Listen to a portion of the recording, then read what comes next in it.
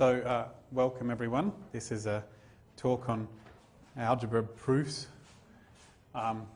which is quite a vague thing to be asked about, but I was asked, and I'm going to give it a good hard go. One of the problems with proofs is it's extremely difficult to teach people how to write proofs. And if you ever spend any time with the maths lecturers long enough, you'll find that they'll start moaning about the fact that their third year maths students don't know how to write proofs. So even them people doing a maths degree, they still can't do it by the end of third year. So don't stress. They try and give you proofs that they think are easy, in inverted commas, in some sense, compared to what would be in third year pure maths, right? So just, yeah, easy is relative. So I just wanted to let you know that you don't need to feel bad for not being able to do it, because it's really a difficult thing to learn. Just as hard as it is to learn to be a good singer as an performing artist, there is something about it that's difficult to be taught, and you can learn it, but it's difficult for people to teach you. So I just thought I would say that. Right, so I'm going to do a bit of a wishy-washy bit first, which says I'm going to get some brave souls to imagine themselves sitting in their exam, faced with a question that has the word prove in it, and tell me what they're thinking.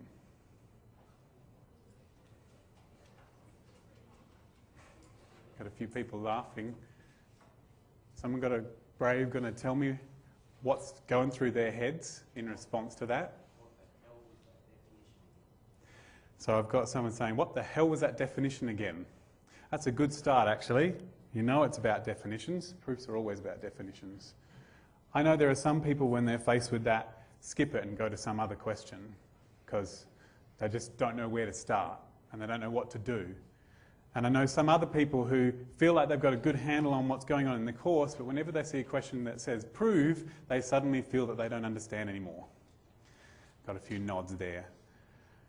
Well, here we go. This is what's on the Maths Learning Centre wall about solving problems, and proof are the ultimate in solving problems. And the first thing you need to do before you solve any problem is prepare yourself by declaring to yourself that you can do it. And I know that that is wishy-washy, but it is the truth. Your lecturers would not have asked you to do it if they didn't think it was possible. That would be the world's worst lecturer, to put something in that they know is impossible. Okay? They think you can do it. They actually believe that everything that they've told you in lectures is enough for you to be able to do that proof. Okay? And most of the time, it is mostly enough. Okay? So if you're going to panic, give yourself 5 seconds. Say, I'm going to panic for 5 seconds, and then stop. And choose to not panic anymore. And I'm going to give you the first advice that I could possibly give you is to do something rather than just staring at it. Anything you could possibly do as an action that you could do is better than doing nothing. So that's my first advice. And most of the rest of it is a lot more practical and a lot less emotional, but I thought I should start there. Okay? This doesn't, of course, count the other preparing you could do, you know, in these next couple of days before your exam, of course. But, right, so when you're actually there with your proof, you need to say, I can finish this, or at least give it a good hard crack. Okay? So, there you go. It's part of my job to give you the confidence to succeed, and that's the best I'm going to do today. The rest of it is to give you some more practical advice. So, the next piece of advice is that you should understand what the problem is about, because most of the time, especially in first year, once you've understood what the question is, you've often done about 90% of the work that's required to do the proof. And as Peter said, the first thing you should do is ask yourself, what do the words and symbols mean? Which means, in a proof, what's the definition? The first thing you should do when faced with any proof is to underline all the words and write down the definitions of those words, which means you need to remember them, of course. But if you can do that, then you're part way there. Okay?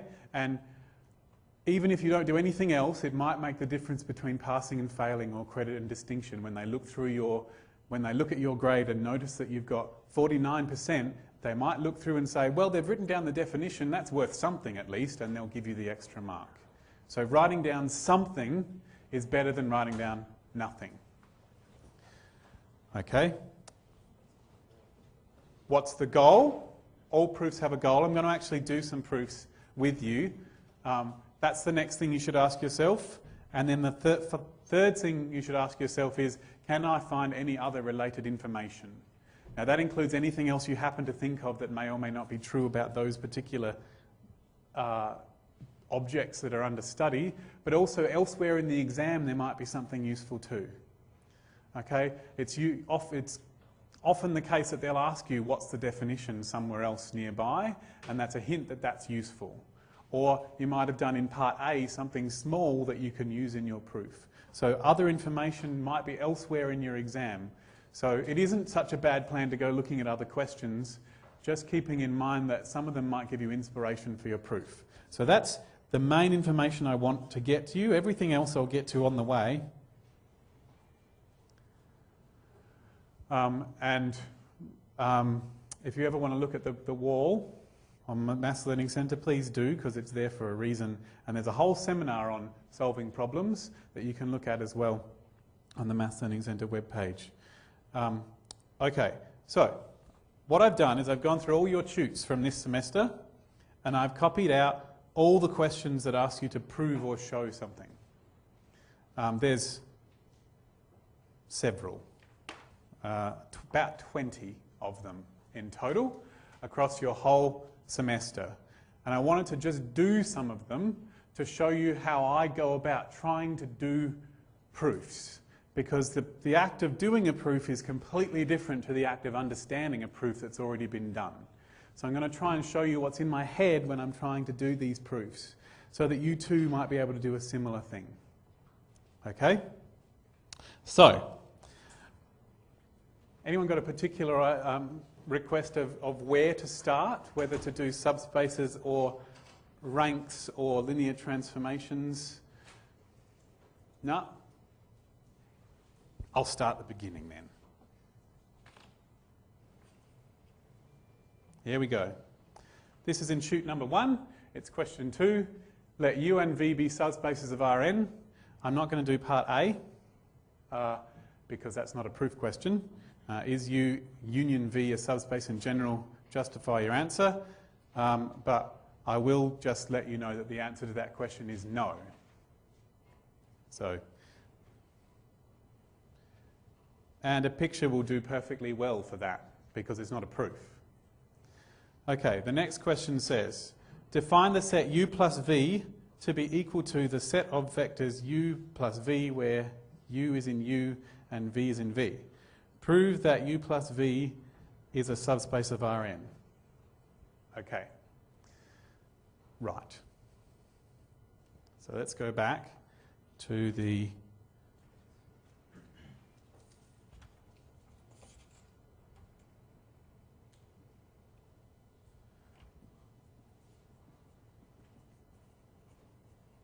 tute 1, question 2b.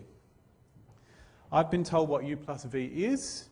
I've been told that I need to prove that it's a subspace. So there are two things that have definitions in this question. It might be obviously subspace needs a definition. I'm actually just working my way through saying what are the definitions. So a subspace needs a definition. Okay, and there is something else that has the definition in the question itself. This. That's the definition of what U plus V means. Okay, there are two things that need definitions. This symbol of plus for subspaces and the word subspace. Both of those need me to understand what those definitions mean. Okay? So the definition of subspace, let's see if we can go that. I'm just going to write it down.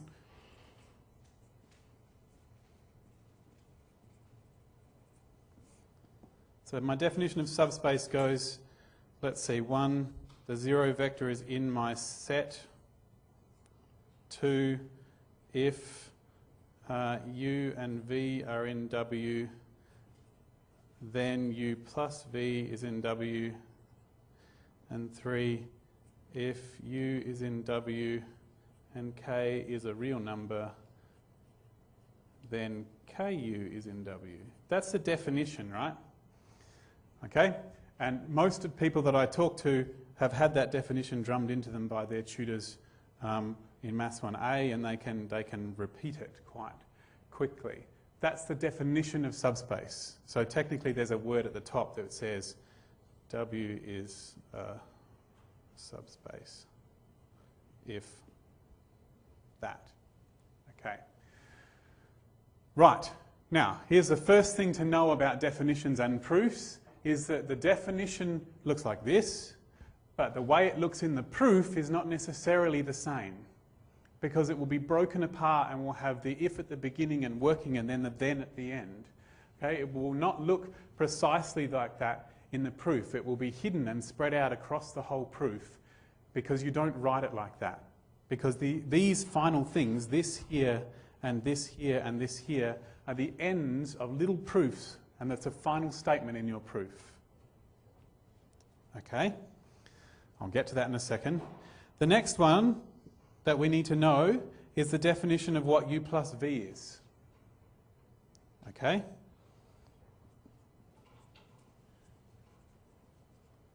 And I know this seems like it's very step by step, but I need to make sure that you all see what's going on in my head when I think about these things.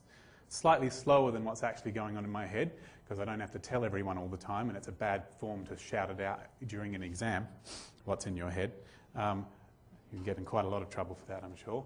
But I need to show you. So U plus V says, the definition says it's the set of things that are U plus V, where U is in U and V is in V. I need to know what that's going to look like in my proof. I need to know it in two ways. I need to know if I have something that's in U plus V, what that means, and I need to know work the other way. If I see something, how am I going to tell at the end that I can say, therefore it's in U plus V? So, my definition goes, if W is in U plus V, then W is U plus V for some U in U and V in V. That is what it means to be in U plus V. The definition looked like this with the set notation. This is what it will look like in your proof. Okay, set notation is trying to tell you what it means to be an object in this set. It's saying, if you are in this set, then you must look like this. So in your proof it will look like that. It will say, if this vector is in that set, then it will be written this way. Okay? And when this U in U and V in V becomes a for some in your proof, it's a really good practice to get used to how it will be written in a proof as opposed to how it's written on the page in the original definition. The other direction would be, if I have something that's in, that can be, if I want to know if something's in U plus V, then I would need to get to this statement, and then I'd be able to say, therefore, W is in U plus V. And I'll show you what that looks like in the proof. Okay, they're the two major definitions. It's not completely necessary to write them down during your exam, and it's probably best to write them on the scrap paper rather than on the exam itself. But it's good to know that you have them on hand. If you cannot think of anything to do, you can at least write down some definitions, and then you've done something. It's better to do something than nothing. Right, so let's get going on this proof. It has 3 places, so here's the actual proof. So just before I do the actual proof, what's the goal? The goal is to show that this set, U plus V, is a subspace, which means the goal is to do these 3 little proofs. So my goal is to write a proof that ends with this, this, and this. Okay? So each of these sections is a proof in its own right. So I have to do them all separately. And sometimes that happens, and it's particularly true of subspaces. So here we go. 1. I need to do some working that ends with the statement 0 is in, well, it's not W, it's U plus V. So maybe just to make it easier on myself, why don't I just say let W be equal to U plus V. And then I can use the definition that I have in my head. The definition in my head, the subspace is called W. Why don't I just name it W and then it's easier to talk about? That's a good start. All right.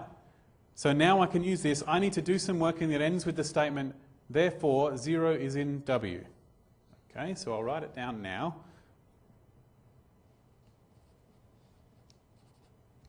That's what I want to end with. And I need to put some working in the front. And somehow I have to declare that 0 is in W. Now this is the next stage. We're going to go back to the beginning of our problem solving thing and say, what do the words and symbols mean? What does it mean to say that 0 is in W? It means this. I can write it as something in U plus something in V. So if I can write 0 equals something plus something where something is in U and something is in V, just writing it softly so I can get a picture of what it looks like, then I'll be able to say that 0 is in W, because that's what it means for 0 to be in W. I'm trying to make it look like the definition. Well, that's okay, because U and V are both subspaces, so I can say 0, right? 0 is 0 plus 0, where 0 is in U and 0 is in V. So therefore 0 is in W.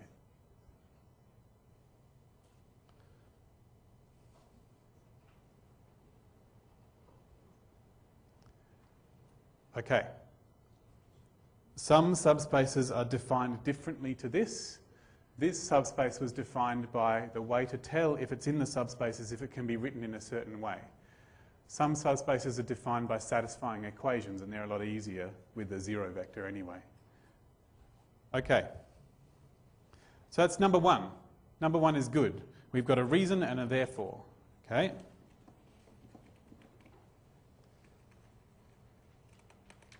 Oh no, it's just thick paper. Number 2. Rule number 2 says, if U and V are in W, then U plus V is in W. Anything that you need to show that is an if-then in a proof will become a suppose working therefore, or a let working therefore. So since this says if this then that, I need to start with suppose. Now I've already used U and V. I'm going to confuse myself if I use U and V, so why don't I call it W1 and W2. Okay, so the let here, the if here becomes a suppose. Then there'll be some working, and I want to get to, I don't know how much space I'll need, but hopefully this is enough. I want to get to, therefore, W1 plus W2 is in W. Okay, that's what an if-then looks like in a proof. It becomes a suppose therefore. And I need to do some working in the middle that gets from here to here somehow. Well, now I have a brand new problem. My brand new problem is get from here to here, and so I go back to my solving problems list and it says, what do the words and symbols mean? And we say, well, what does it mean to say that W1 and W2 are in W? Let's see, what's the definition? If W is in U plus V, which is what W is, then W, okay, so that means that I should be able to say, so W1 equals U1 plus V1 for some U1 in U and V1 in V. That's what the definition of U plus V is. Just to remind my reader what's going on, I'll just remind them that W is U plus V. Okay, that's what it meant to be in U plus V. I go back and say, what does it mean to be in U plus V? It means I can write this statement. And that should be true of the other one as well.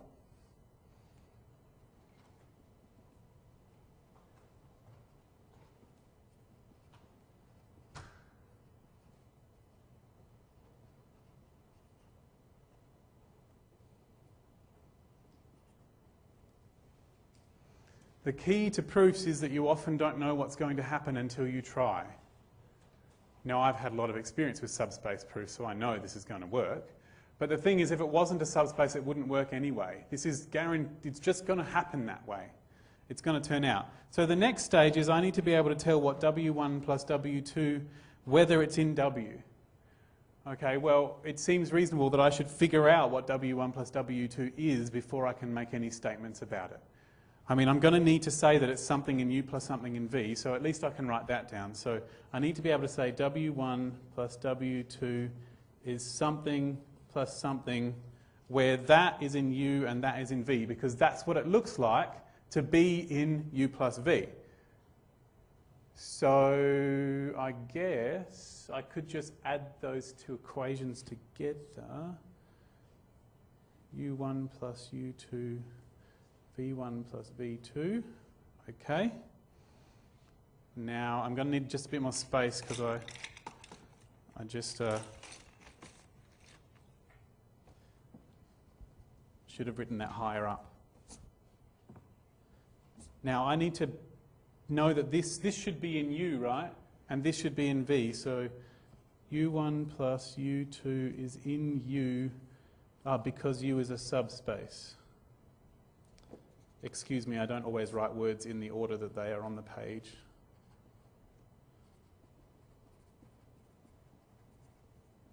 I need to give a reason for that because it doesn't seem completely obvious. And V1 plus V2 is in V because V is a subspace. Okay, so what have we got? We've got W1 plus W2 equals this, which is in U, plus this, which is in V. That's the definition of what it means to be in U plus V. So therefore, W1 plus W2 is in U plus V, which is W. Okay. Cool, so I started here and I got to here. Okay, so that's number 2. Number 3, now what's number 3 say? It says if U is in W and K is in R, then KU is in W. So I need to say suppose this, do some working, and therefore this. Okay, so suppose U, let's call it W, because we've already used U for other things, and K is in R. Do some working and say therefore KW is in W. That's what I want. That's what the proof will look like. So now I need to fill in the gaps. All right, what does it mean for W to be in W? It's equal to U plus V. Okay.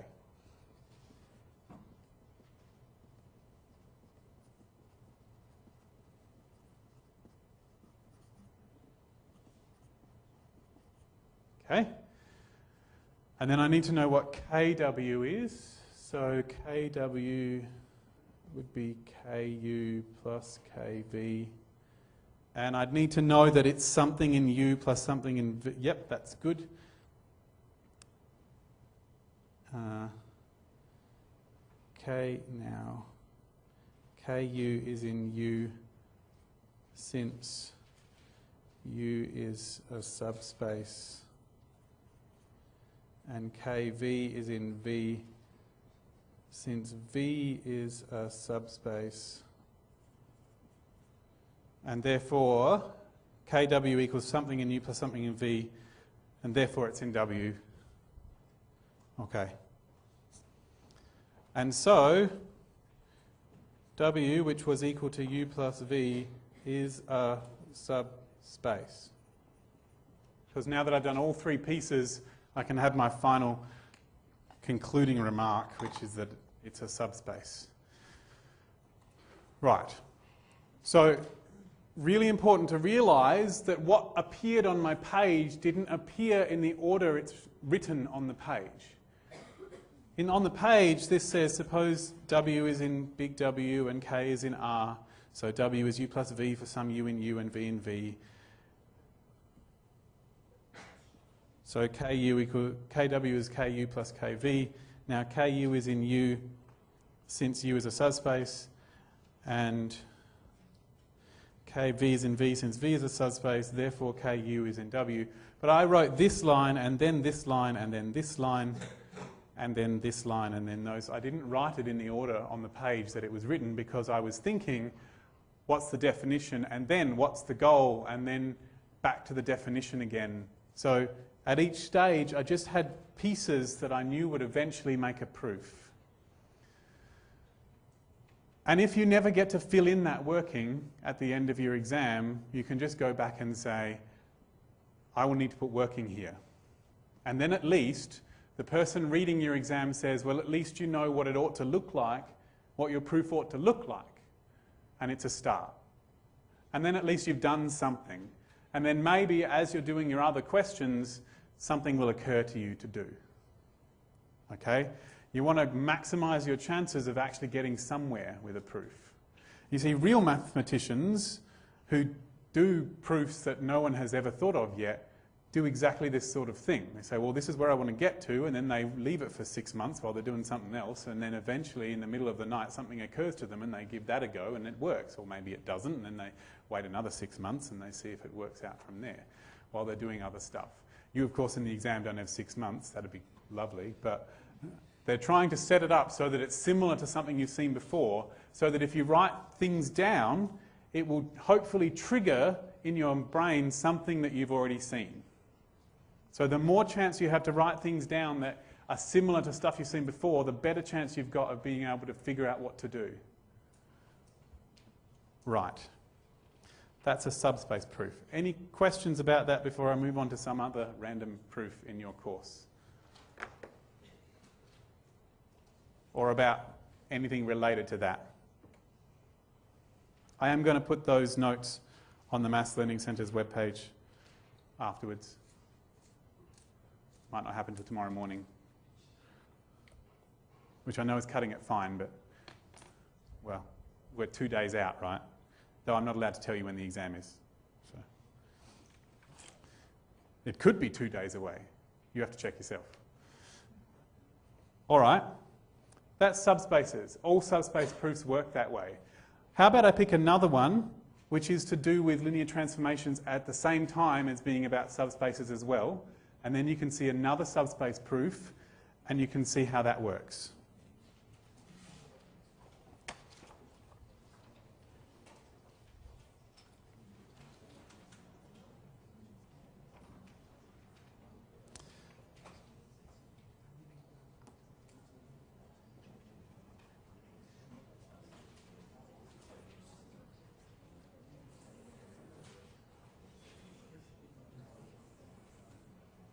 This is Tute 3, question 3b.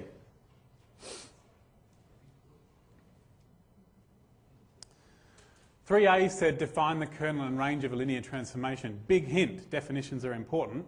That's why they get you to do that. And part B says prove that the kernel and range are subspaces of the appropriate vector space.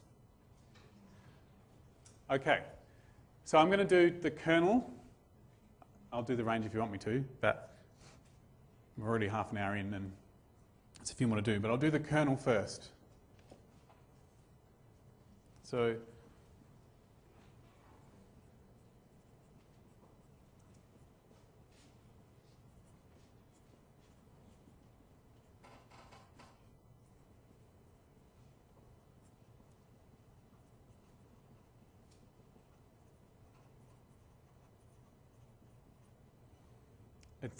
technically subspaces have to be subspaces of something, but at the moment we don't know what it's a subspace of because we don't know what R, whether it's R3 or 4 or what.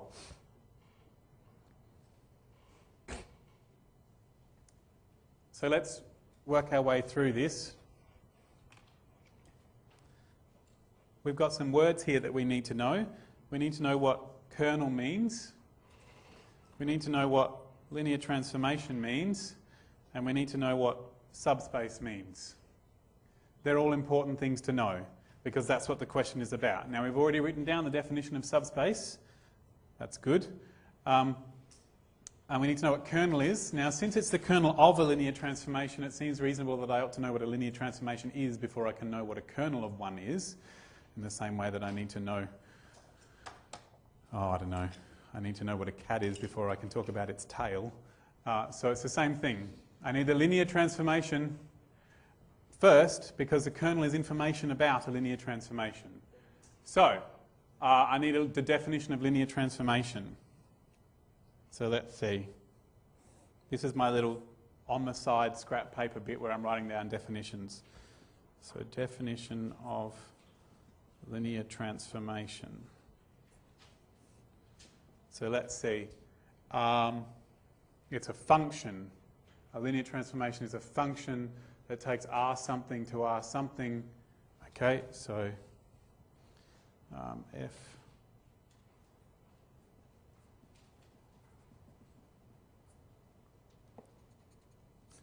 a function f which sends R n to Rm is a linear transformation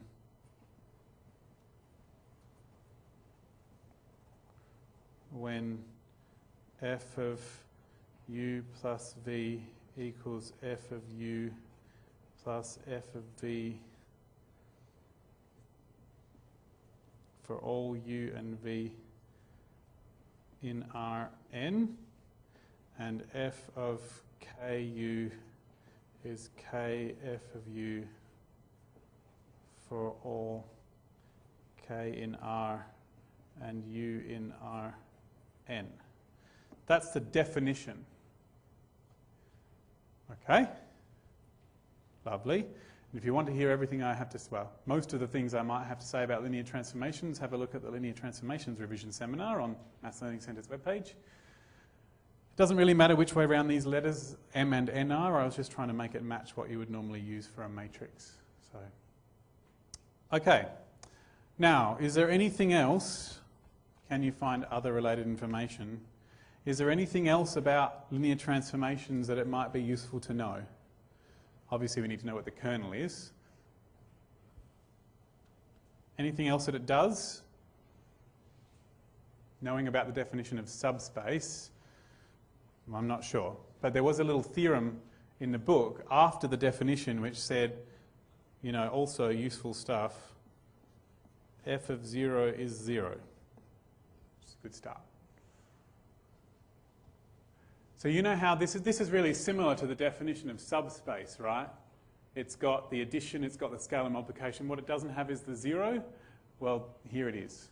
It's not part of the definition because technically it comes from the scalar multiplication, because 0 times u would be the same as 0 times f of u, which is 0.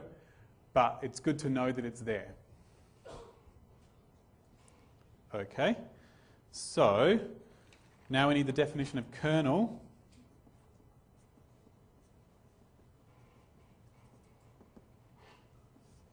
So let's see, the kernel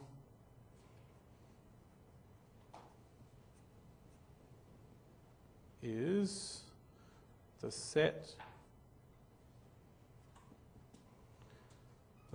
of vectors v such that f of v is 0. It's what for an ordinary function you would call the set of zeros. So for a polynomial, when you want it to come out to 0 and you say what x's go in to produce 0 out, that would be the kernel of your polynomial. So it's the set of zeros of my function. Okay, so that's great. But look again, it's a set notation-y thing, and if I'm going to use it in a proof, it probably needs to be an if-then statement. So basically what this means is that if, let's call it W, no, if V is in the kernel, then f of V is 0. That's what this means. It's the set of crap. That should be in Rn. It's implicit because you can't put a vector into V unless it's in Rn, but it's just worth pointing out. So if V is in the kernel, then f of V is 0. Okay, that's what it would be in a proof. Or the other way around, if f of V is 0, then it's in the kernel.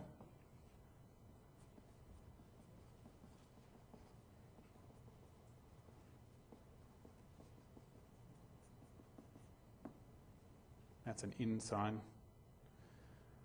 Okay, so it works both ways. Now this doesn't quite look exactly what that is, but that's what it means for the purposes of a proof. It says if you've got a vector in the kernel, then it's in Rn and f of v is 0. And vice versa. Okay, now I've got, and the definition of subspace, I need to know that too, but now I've got all of those things. We've got a good start, so let's see. Okay, so the proof. And you know what? If in your exam you wanted to, you could actually write it exactly like this. Definition of linear transformation, definition of kernel, and then say the proof. And then it's really easy for the reader who's reading this to know when you're just writing down crap to help you do it and when the proof actually starts. And then you don't have to cross stuff out or put it on your scrap paper. So it just saves time. So the proof. So it's a subspace, so I need to do the 3 rules for subspaces. So 1, I need to show that the 0 vector is in the kernel. So I need to say somewhere at the end, therefore, my reader doesn't know what the linear transformation is called yet, because the question just said, prove that the kernel of a linear transformation is a subspace. So I should tell the reader what my linear transformation is called. So let f, which sends Rn to Rm, be a linear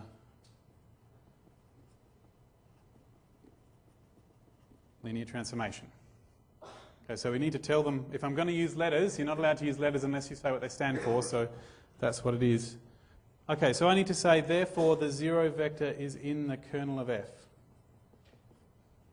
Okay? Now let's look back at my definition of kernel.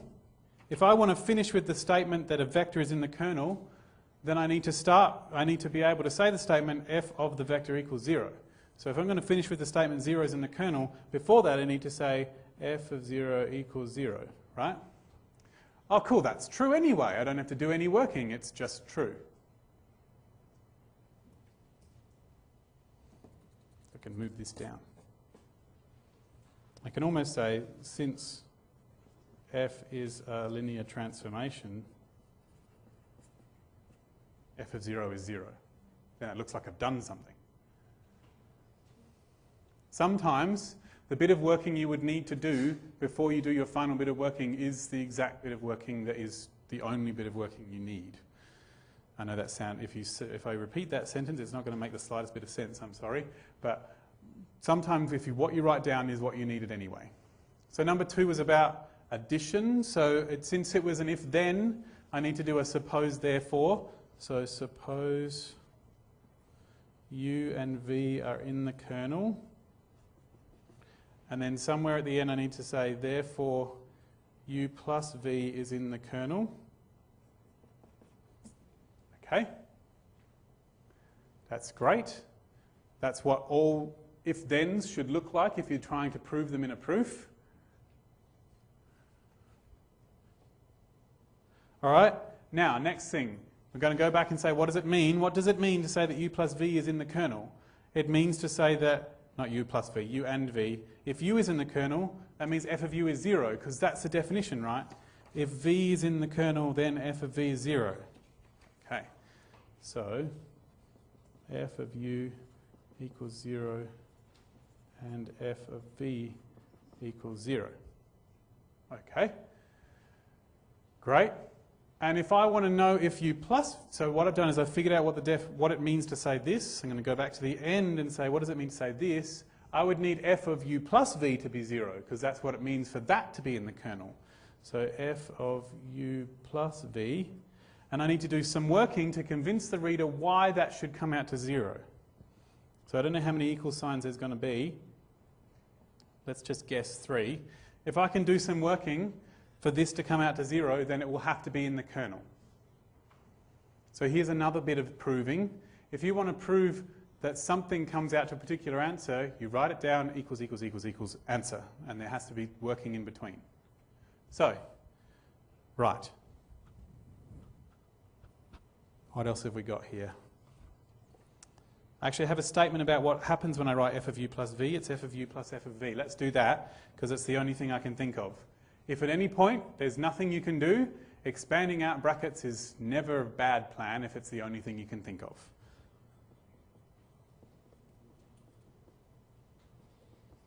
Okay.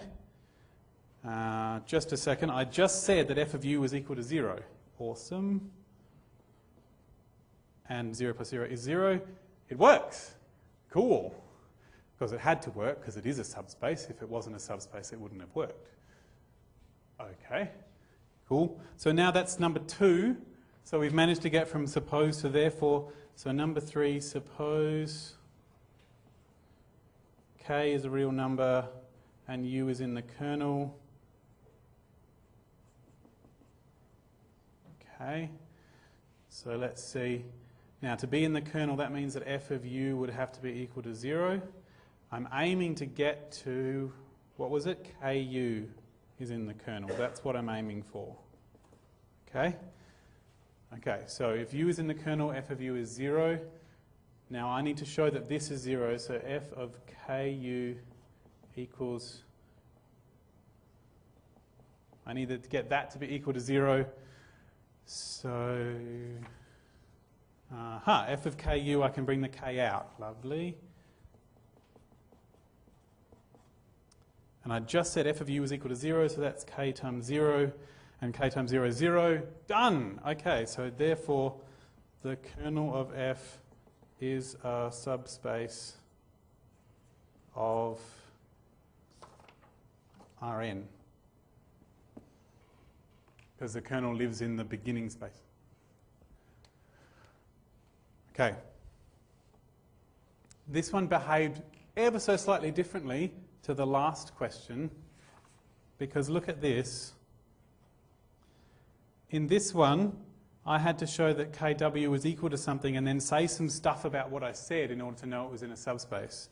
Whereas in this one, I just had to sub it into a formula and prove that it came out to a particular answer. They behave slightly differently because of the way the definition works. One definition was I have to write it in a certain way, and this definition was it has to go into a formula to get a certain answer. So having a look at the way your subspace is defined and saying, is it a I have to write it a certain way, or is it a it has to satisfy a formula sort of thing, and then it gives you a feeling for the sorts of shape your subspace proof should be. All right. How are we feeling about subspace proofs? All right. Now you could do the range. The range of a subspace is has to be written in a certain way sort of definition of a set. So you can't, to be in the range you have to be f of something, but you don't know what the something is. So it's going to be let w be in the range, therefore w is f of u for some u. Okay. Right.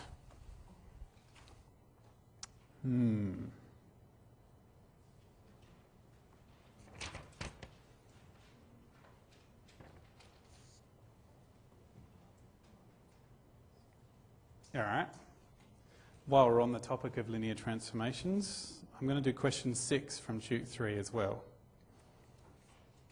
Okay, this one's not about subspaces. Well, technically.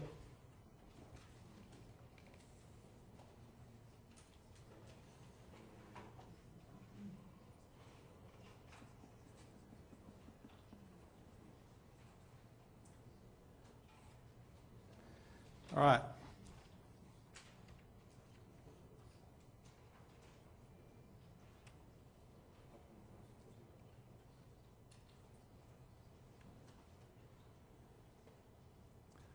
A linear transformation f is said to be 1-to-1 if it satisfies the following condition. If f of u is equal to f of v, then u is equal to v. Prove that f is 1-to-1 if and only if the kernel of f is 0, the set with the 0 vector in it. This is a very dense question. There's a lot of stuff in it. So let's work our way through it and underline stuff and make some definitions. So we have linear transformation. I need to know what linear transformation means in order to answer this question.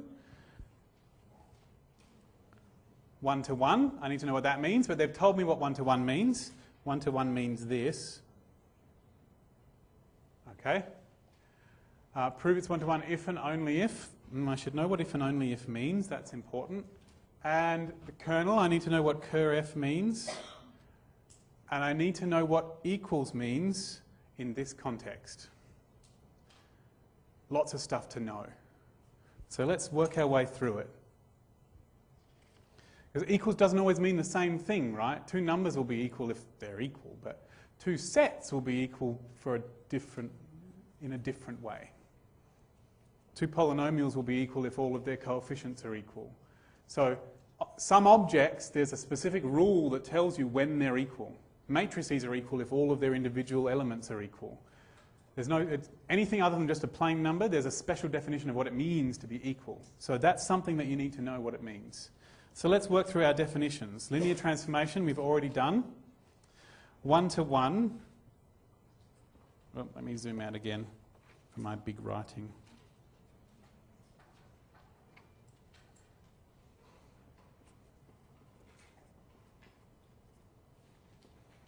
So definition of 1-to-1 is, let's see, if f of u equals f of v, then u equals v. Okay, so that is an if-then. If I'm going to do a proof that proves that it's 1-to-1, it's going to be a suppose working therefore. Okay? It is possible to prove an if-then the other way around. I could show that if u wasn't equal to v, then it couldn't be possible for f of u to be equal to f of v. But that seems like a lot of contradiction, and we don't want to go there. So this is what I'm aiming to show. That's my goal. So since I want to show this, I have to start here, do some working, and get here. It's an if-then statement. Okay.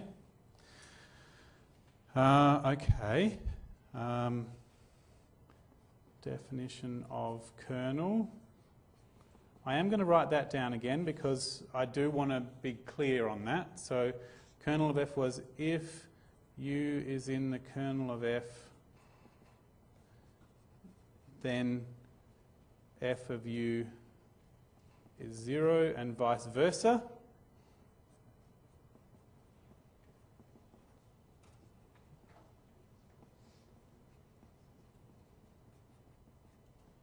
Now I have skipped the bit where I've written down the formal definition of kernel, which has the set notation. This is the definition of kernel that would be most useful in a proof. These two separate definitions. Okay. Now, right, if and only if. That has a specific meaning in maths. It means that the only way that this can happen is for it to be 1-to-1. The only way it can be 1-to-1 is if that happens. So I need to do two separate proofs. So if and only if says I need to be able to start here and end at 1-to-1. 1-to-1 implies kernel of f equals the set with the 0 vector, and I need to start here and get to 1-to-1. That's what if and only if means in terms of proofs. Okay. All right, doing well. And the other thing I needed was to know what equals meant for sets.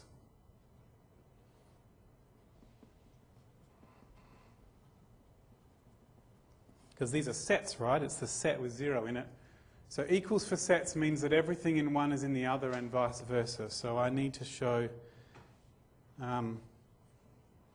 if v is in the kernel, maybe u is in kernel f, then u is in the set with 0 in it, and if u is in the set with 0 in it, then u is in the kernel of f.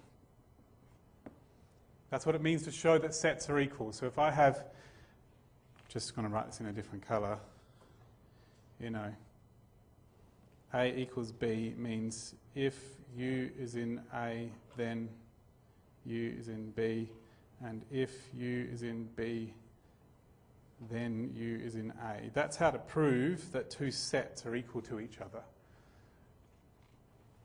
Sorry if that's a bit unclear, because it looks very foggy from here. That's how to show that two sets are equal to each other, and that's really, really important because your lecturers think you know. By watching them prove that things are equal, they hope that you figure out that that is what needs to be done. They don't realise that they should point it out explicitly a little more often. Okay, that looks like it's all the definitions I need to do this proof. Okay. So now let's actually do the proof.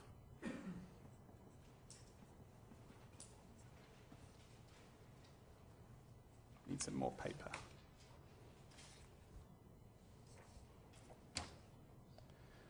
Okay, so what was I supposed to show? It's 1-to-1 implies that the kernel of f is a zero vector, and the kernel of f is the set with the zero vector implies it's 1-to-1. Okay, so I need to do two separate proofs, one for each direction, because that's what if and only if means. So I need to, this is an if-then as well. This implies that it's the same as if-then, so I need to do a suppose working therefore. So suppose f is 1-to-1. Now what did it mean to be 1-to-1 again? That's right, if f of u is equal to f of v, then u is equal to v. I don't need to write down that definition, but I'm allowed to use that fact. I must use that fact somewhere in my proof. Okay. I could write that down now if I wanted, but I've already written it down somewhere else. So, okay. And then at the end, somewhere, I need to say, therefore, the kernel of f is equal to the set with the zero vector in it. Okay? And the only way I'm allowed to know that that is true is by doing another little mini proof, two little mini proofs, which is this. Okay? So I need to say, suppose u is in the kernel of f. Do some working and show, therefore, u is in the set with the zero vector in it. That's what it means to prove that the kernel, well, and we're not finished yet, we also need to do this. Suppose. I'll finish that in a second. If u is in the set with the zero vector in it, that means that u is the zero vector. That's the only vector that's there. I'm being really precise here. I could have just said u equals 0 at the end, but I'm trying to use the exact definition of what they've given me, just to be clear that I'm using the definition. So if u is the zero vector, then it must be in the set that has the zero vector. And if u is in the kernel, that means that f of u equals 0, because that's the definition of being in the kernel. And somewhere here, I have to use the definition of what it means to be 1-to-1. Now, the definition of what it means to be 1-to-1 is that if f of u equals f of v, then u is equal to v. Now, I'm supposed to show that u is equal to 0. So if v was 0, that would line up nicely. So I would need f of u to be equal to f of 0, and then I can do it since it's 1-to-1.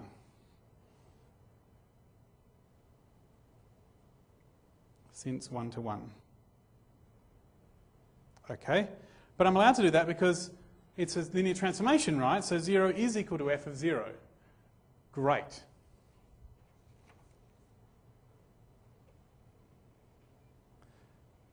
Okay, so I'm doing well, but I need to do it the other way as well. So suppose u is the zero vector. So I'm going to skip the bit where it says it's... No, we'll do it properly. No, we don't need to do that one that way. Technically, you're supposed to... No, I will do it. Suppose u is contained in the set of with the zero vector. Therefore, u is in the kernel of f. Okay, and this would mean that u is 0, which means that f of u is f of 0, which is 0. And therefore, it's in the kernel. Awesome. So there's the whole... That's half the proof. Suppose f is 1-to-1. Now we're going to suppose that u is in the kernel, which means that f of u is 0, which means that f of u is f of 0, which means that u is 0 since it's 1-to-1, which means that u is in the the set with the 0 vector in it. Suppose it's in the set with the 0 vector in it, which means it is 0, which means f of u is f of 0, which is 0, and therefore it's in the kernel. Now, it sounds like I've said the same thing twice, but it's necessary. You have to do both halves or it's not a proof that they're equal. That's just the way it is. All proofs that sets are equal must look like that. And therefore, the kernel of f is the 0 vector, the set with the 0 vector in it. Awesome. So that's half the proof. Now I need to do the other half. Suppose the kernel of f is the set with the 0 vector in it. Okay? So that would mean that if you're in the kernel, you're the 0 vector, and if you're the 0 vector, you're in the kernel. Lovely. And then I'm supposed to get to, at the end of this, therefore f is 1, 2, 1. Okay? So how am I going to do that? Well, let's look at the definition of 1 to 1.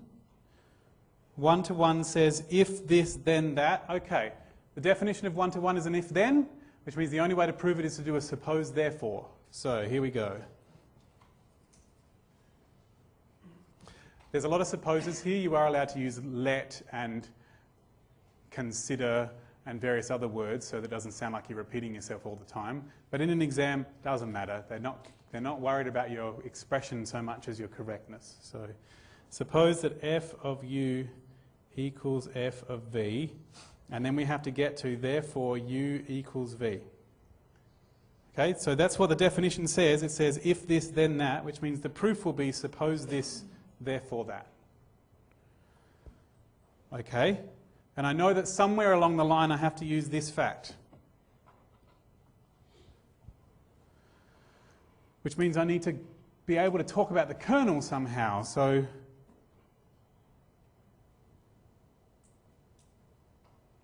the kernel is about things that come out to be equal to 0. So if I can make something come out to be equal to 0, that might do the trick. So what if I did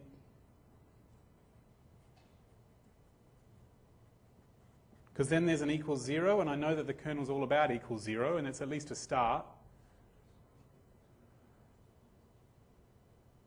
Okay, cool, because f of, that means that f of u minus v must be 0 because f is a linear transformation.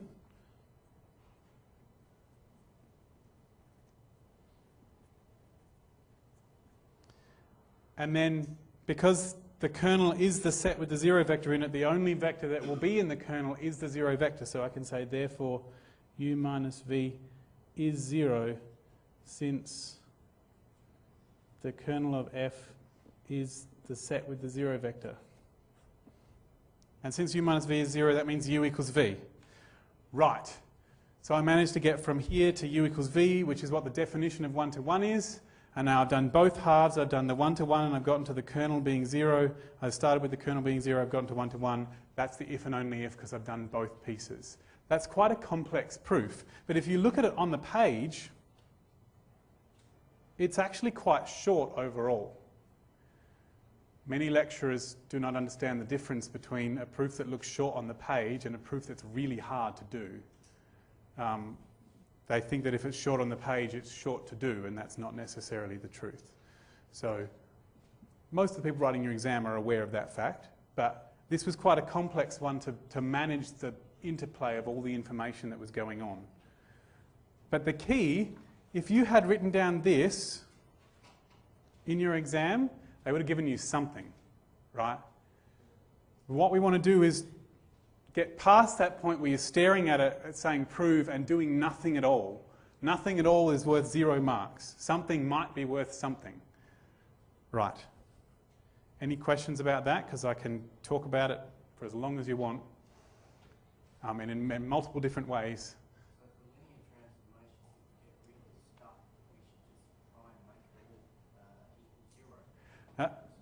So I've had someone saying if linear transformations, if you're really stuck, make it equal to 0, that's a pretty good plan. Equal to 0 is something you can cope with because then it's an equation and you can solve equations. So, and that is a really neat trick. So when you see proofs, it's good to go, oh, that's a neat trick, I should keep that one in mind. And one of them is to say, well, why don't we just make things equal to 0 and then hopefully it'll work, especially with kernels. because that's what the kernel is about, things coming out to be equal to 0.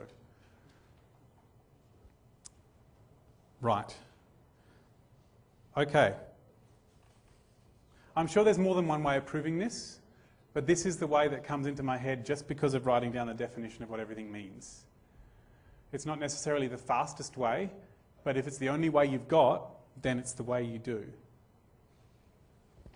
It's just like in physics and dynamics and whatever. They're all up with the, the most efficient method, but a method at all is better than no method. Okay? A method that is not the most efficient is better than no method at all. All right. Let's do this one, which is of a completely different character. This is treat number 4, question 7. Let P be an orthogonal matrix. Prove that the determinant of P must be either 1 or minus 1. Okay? So doing well, but let's just be sure that we know what everything means. We need to know what an orthogonal matrix is. Probably not worth defining the determinant, that takes too much effort, but it's good to know what that means. And it does give us some hints that we should probably go looking for things we're allowed to say about determinants. Okay, so this underlining stuff in the proof, sometimes it's what does it mean, sometimes it is there anything else that's related that I might need to know. So let's start writing down some of those things.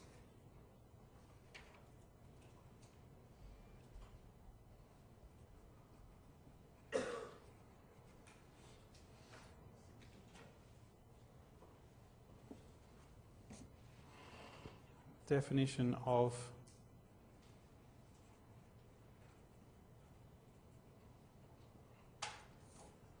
before I move on, one of my staff in the Maths Learning Centre, Liron, was doing tutes for Maths 1B this semester. And one of the things that he told all his students, was when you're doing proofs or anything, you should keep in mind what sort of objects are under study here. Are they matrices? Are they vectors? Are they subspaces? Are they sets? Okay? It's really important because back here, the only reason I knew to write down the definition of what equals meant was because I noticed that it was talking about sets. There was a set notation bracket there and it said, oh, these are sets. Therefore, equals has its own special definition. It's not the same as just equals for numbers. So in this one, we're looking at matrices, right? So we need to keep in our head the things that we are and are not allowed to do with matrices. So it's just good to say, oh, matrices. Keep that in mind. We're in matrix world. Things behave slightly differently than in number world. Okay. Definition of orthogonal matrix is, so P is orthogonal when P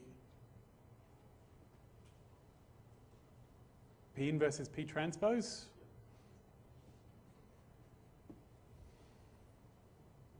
Okay. Which would also mean, I suppose, just thinking it through, or P times P transpose is the identity. That might be a better way of doing it. I'm not sure yet.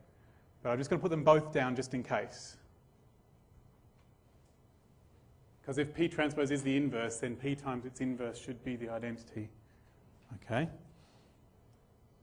All right, so we should just, we don't need to write down the definition of the determinant, but because that's really crazy, but we can at least write down some stuff that we know about determinants. So,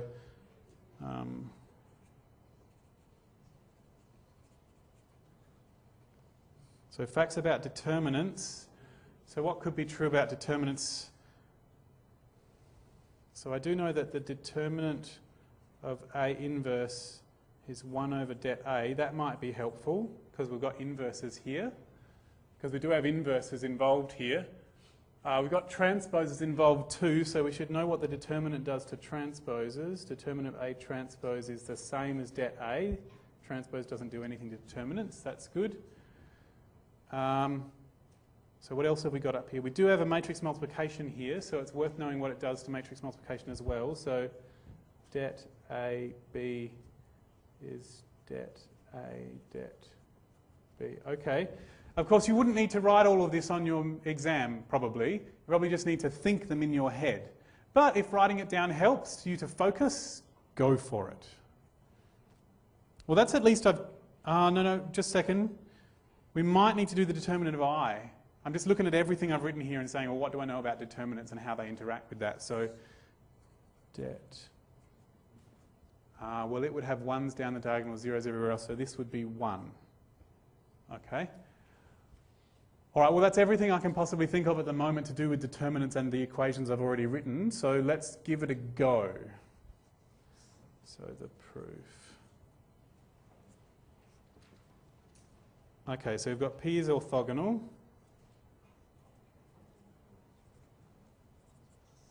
And what's my aim? The determinant of P is plus or minus 1. Okay, so I need to get to det P equals...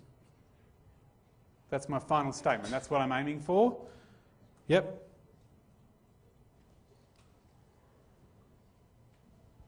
All right.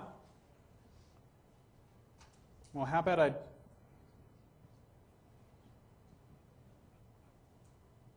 going to choose this one because I don't like inverses. They freak me out, so I just prefer to not use them if I can possibly manage, because it's like fractions in fractions with numbers. Don't like fractions. If I can avoid them, I will, and inverses give me the same sense of foreboding, so I'll maybe run with this. Okay, so we're trying to do a proof now, and this proof is really just, if I can do working on this equation until I get to the end, that's what I'm looking for. So it's no longer really a proof, but working somehow. And I need my final bit of working to have the determinant of P. So somehow, between here and here, I have to introduce determinants. Somehow. Determinants have to be introduced somewhere. So why don't I just right now do the determinant of both sides, and then it will have determinants in it. It's always a good plan. If you have something in the final version that you don't have now, do it early if you can't figure out what to do. So let's do the determinant of P transpose equals the determinant of I. Now, my rules up there said that with multiplication I could do this. And the determinant of I is 1. And det P transpose is the same as det P.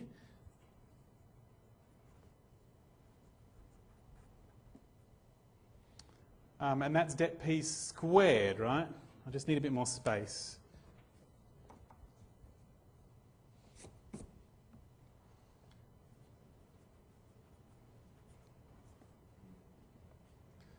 So now det P is a number, so I am actually allowed to square root it. It's a number, not a vector, so that means that det P is plus or minus 1, just doing the square root of both sides, and I'm done. Yay! Okay, so I saw a few people going, halfway. But I didn't need to have a fabulous flash of inspiration to do this proof. I just had to go, all right, well, P transpose equals I. And it would have worked just as well if I'd done P inverse equals P transpose. I could have gotten somewhere with that too. And I went, well, I need it to be about det P. Let's chuck the determinants in and see what we can do. Let's just start expanding brackets and see what happens. Okay? And it doesn't always work, but it works rather more often than you would expect. Okay. Right.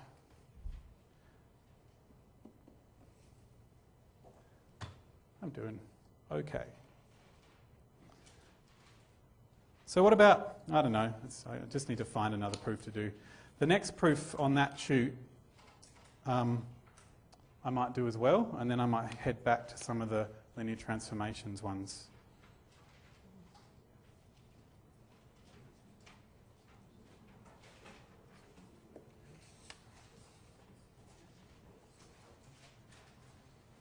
Shoot for question 8a.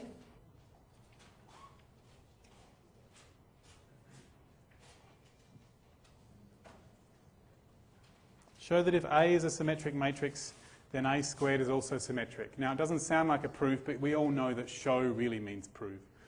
I mean, technically, show means that you don't actually have to use the definition of something, but sometimes it works anyway. So I kept this one in because it looked like a good plan.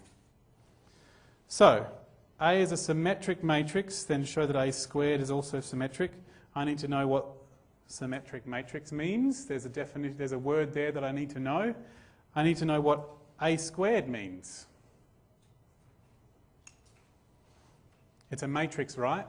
So squared might have its own special definition because it's not a plain number. And even with plain numbers, squared has a meaning.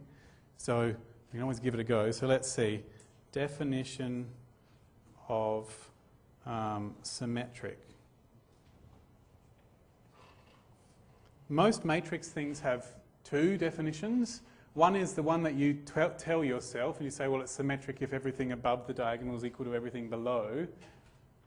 But that's not the definition you use in a proof. The definition in a proof is that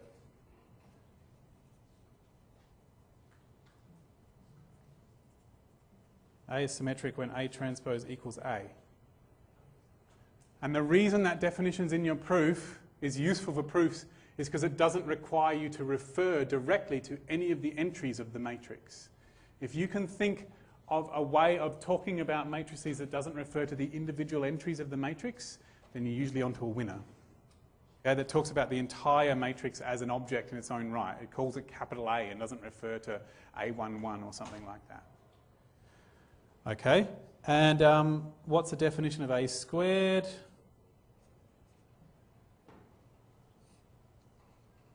Okay, so A squared is A times A. All right. Good-o. And is there any... We've got transposers here. We should probably know what transposers do. So some of the facts about transpose.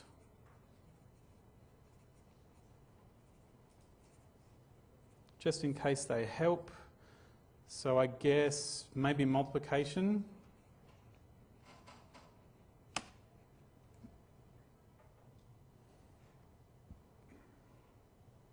Not sure if this is relevant, but I'm just going to write it down anyway.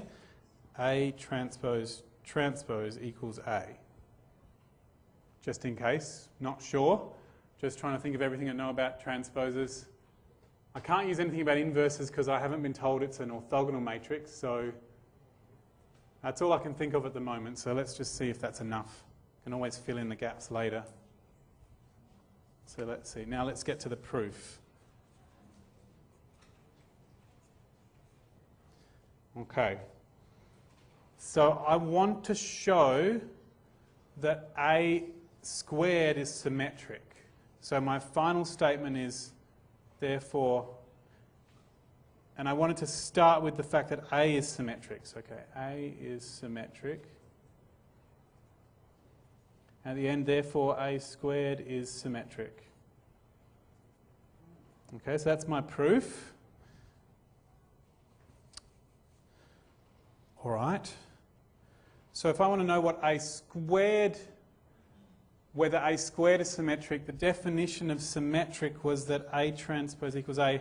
So I need to show that A squared transpose and do some working, and it needs to come out to A squared.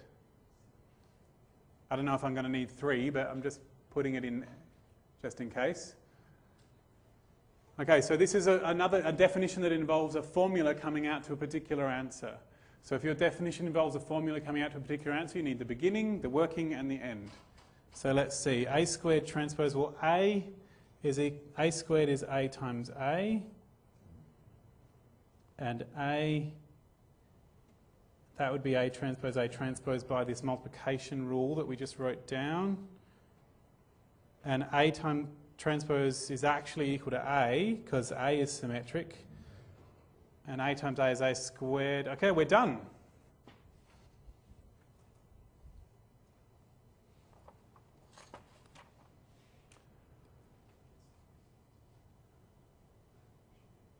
Great.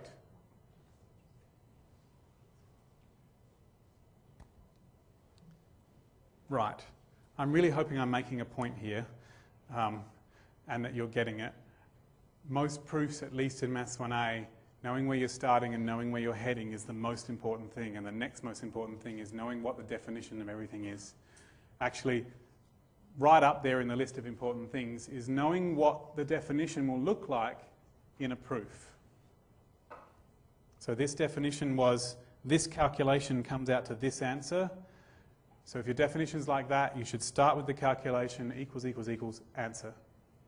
But if a definition is an if-then, then it will be a suppose working, working, working, therefore. Right.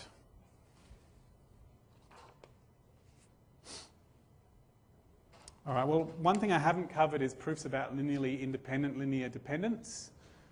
I couldn't find any actually in your tutes about eigenvectors. So I promised that I would, but I'll have to make one up if you want that. So I'm going to do one of the ones about linearly independent and dependent, and then I might stop after that unless you've got anything else to ask about.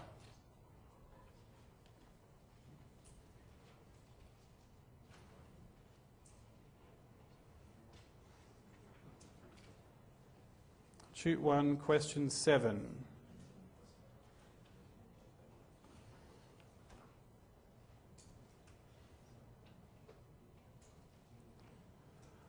That's this one here. Prove that a set, the set containing V, containing a single vector is linearly dependent if and only if V is equal to the 0 vector. All right, well, let's underline things. Okay, so we need to know what linearly dependent means. We've got if and only if. We need to remember what that means. And we've got an equals. These are vectors. Vectors being equal usually means you have to check each coordinate. But since I don't know how big the vector is, that might not be necessary. I might be able to just declare that they're equal by just knowing somehow that there's only one option. But okay. So let's have a look. Definition of linearly dependent. Okay, so that would mean that, so V1 up to VR is linearly dependent when A1 V1 up to AR VR equals 0 has a non-trivial solution, which means that there are some non-zero, some A's that aren't all 0, so I should say for the AIs.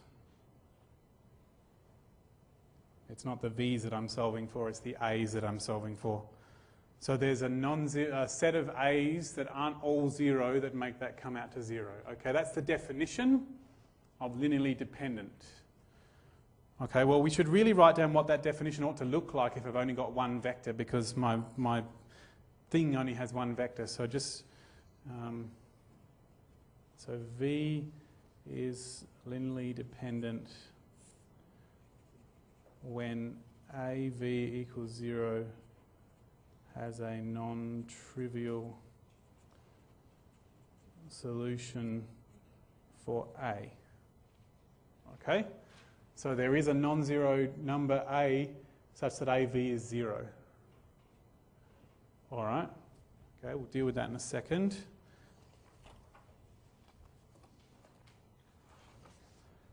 If and only if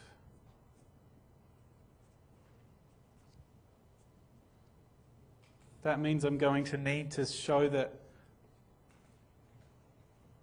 linearly dependent, and I can get from there to V is the 0 vector, and V is the 0 vector I can get from there to linearly dependent. Okay. All right, so that's probably everything we need. I'm not sure yet, so we'll just keep going. All right, so the proof. Let's see. Suppose V is linearly dependent. Okay, so I'm going to start here and get to there. So therefore AV equals 0 has a non-trivial solution A. So since it's non-trivial, that means that A isn't 0. So since A is not 0, we could divide by A. I mean, you know, if it's not 0, you can always divide by it, and it's not such a bad plan in any situation. So V is the 0 vector. Awesome. I really should have, if I was doing this properly, have put V equals 0 at the end, right?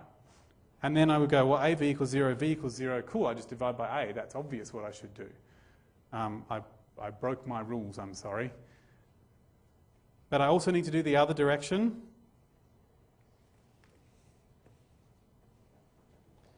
Suppose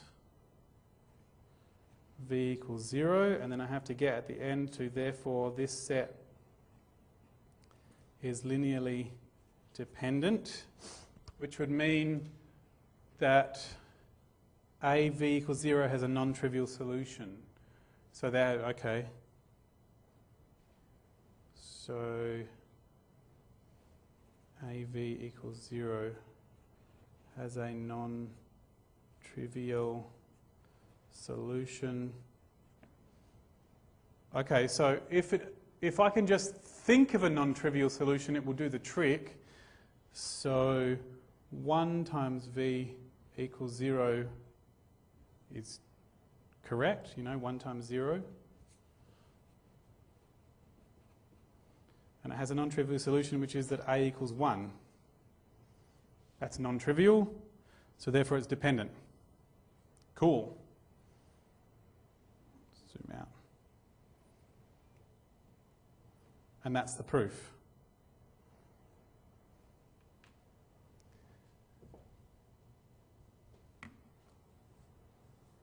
So one trick that we've noticed there is if you only want a solution, if you can think of one, then there it is. I thought of 1 times V is a perfectly good solution. Any non-zero number would have worked, of course. So, proving is hard to learn. It's hard to teach too. But you can practice it. And there are some strategies that will help. And knowing your definitions is good, but knowing what your definition will look like in a proof is better. All right, did anyone want to ask about anything in particular, a question from past exams or whatever, before I move on to before I leave?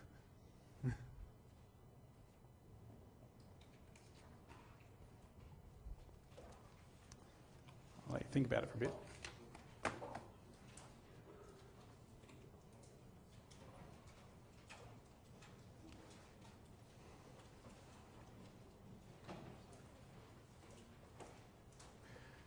All right, before you go, I just have a couple of facts that you need to know that will be useful. And in case no tutor has ever showed you, I wanted to tell you.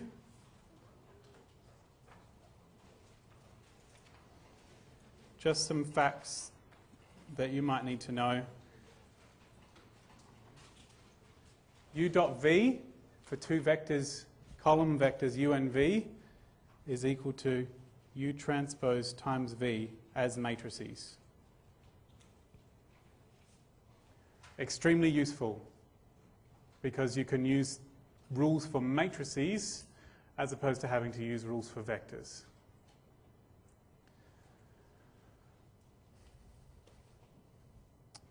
Another rule that's really useful, well, for a particular past exam question,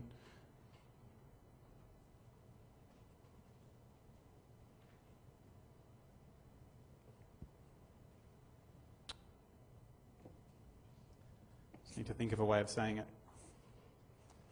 The length of U squared is U dot U. That's useful to know. And also, the length of U equals 0 if and only if U is 0. There's a classic question from a past exam that goes, oh, I can't remember how it goes, but it has a dot product in it, and you actually end up showing that the length of AU equals 0, so therefore AU equals 0, so therefore U is in the kernel of F, which has matrix A.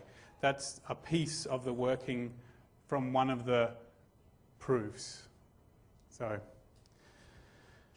another thing you need to know is that the statement this, V is a linear combination of the columns of A, is the same as saying V equals AX for some X.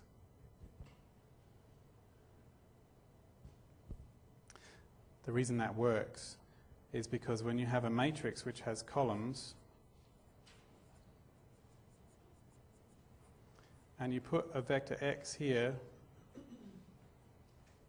what you're actually doing is you're doing x1 times all of this, x2 times all of this, x3 times all of this, x4 times all of this.